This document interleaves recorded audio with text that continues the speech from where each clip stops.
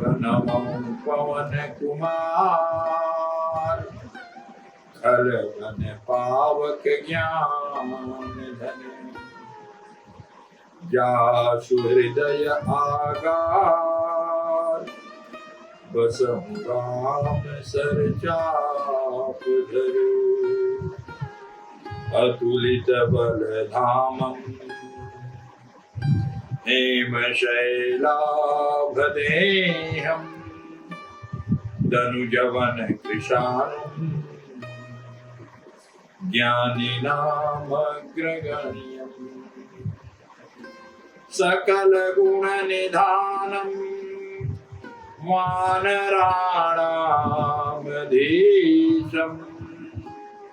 रघुपति प्रिय भक्तम् वात जातम नमामि। आज मैं हनुमान जी के जन्म के विषय में एक कथा आपको बताऊंगा।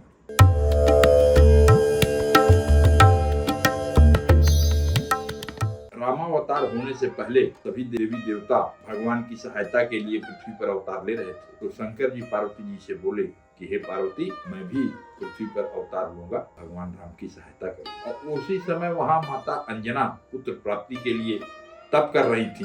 भगवान शिव ने प्रसन्न होकर उनको वरदान दिया कि मैं एकादश रुद्र के रूप में तुम्हारे यहाँ अवतार लूंगा। जब श्रृंगी ऋषि ने उत्कृष्ट यज्ञ किया और उसमें से चरु निकाल कर राजा दशरथ को दिया और कहा कि अपनी तीनों रानियों को समान भाग में बांट दें और उनको खिला दें, तो राजा दशरथ ने चरु ले जा करके अपनी तीनों रानियों को दिया।